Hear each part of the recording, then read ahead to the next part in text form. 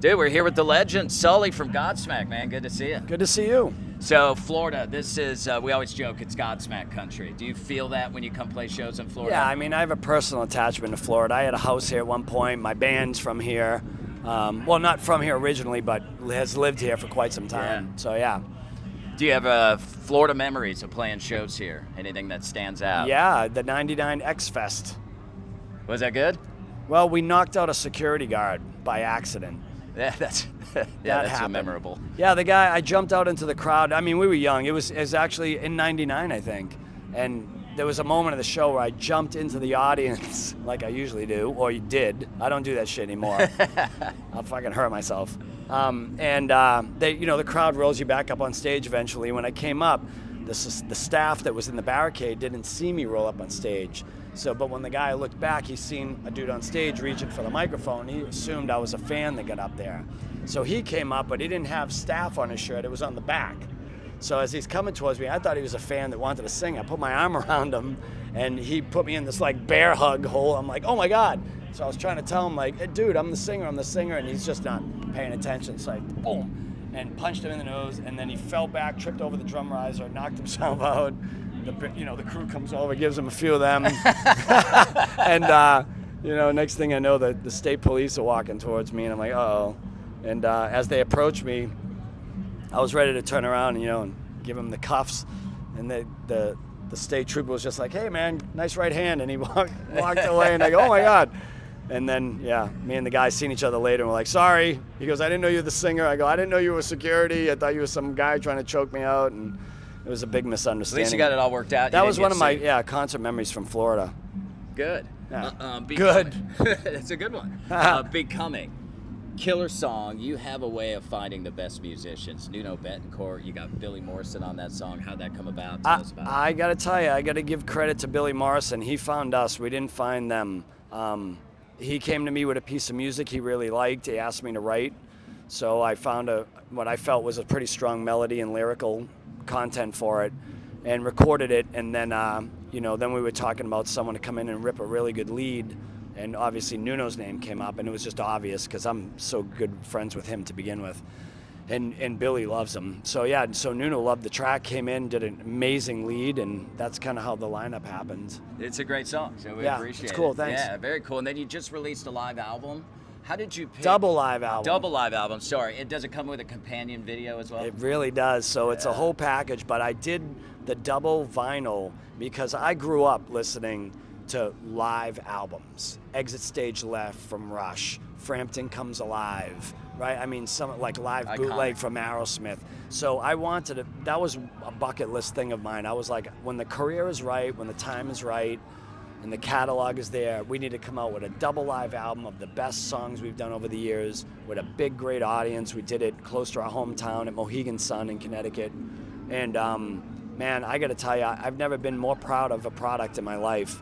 It looks amazing, it sounds amazing, the concert came out phenomenal.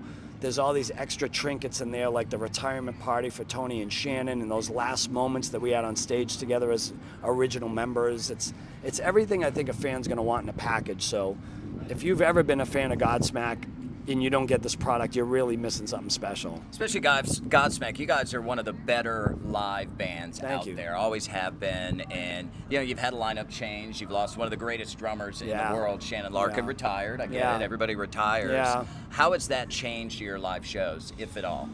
Well, I don't know yet. This is the first one back.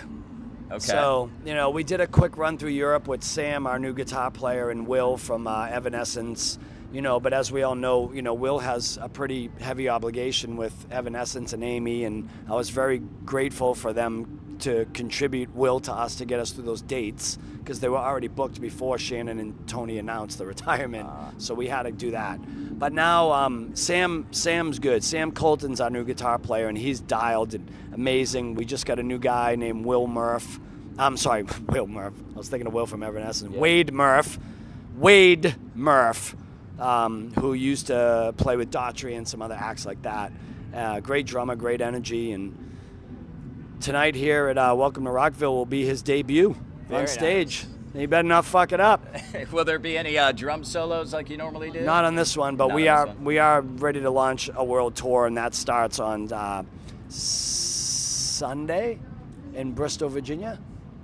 Yeah, good. Now, anything that you weren't asked today that you want to announce about Godsmack, maybe that people don't know, just something you want to get out there? Well, for sure, the double live album and this new concert that's out right now, that is something for sure the fans need to know about, because I'm telling you, I'm not just saying this because it's Godsmack. It's like, if you are a true fan of music, like, we really took our time and put a lot of thought into making this thing a great experience. If you are lucky enough to have a 5.1 system in your house and a flat screen, and you put this concert on and turn it up, I'm telling you, you feel like you're in the arena. So for sure, I want people to know that that's out there. It's called Godsmack Live at Mohegan Sun.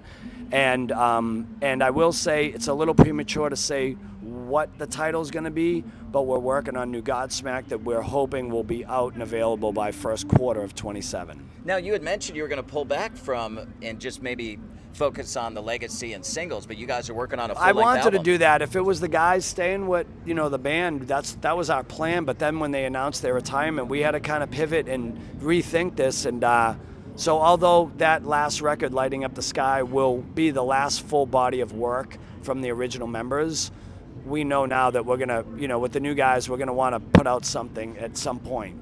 So what that is and what it sounds like, I'm not sure yet, but it's going to happen. And we have this kick-ass tour that we put together called The Rise of Rock with STP and Dorothy. And like, those bands I just love because they're real bands. They play their instruments. They don't run any track, no click tracks, no Pro Tools and all this bullshit that bands are doing today. And running so many samples and I can't handle it. So these bands like play their instruments. A drummer playing drums, a guitar player playing. They're jam bands. They have great songs. STP has a ton of hits, So it's going to be a great evening of music. And I've been telling everybody, if you don't get there a little bit early and in your seat by 7 to see Dorothy play, you're missing something really special. What an amazing voice that she band has. is a vibe, dude. Yeah. They are a vibe. Very cool. Sully, thank you. Thanks, man. Look forward to seeing Appreciate your set you today. Hell yeah. You're a good man, sir. Thanks for the interview. Got it.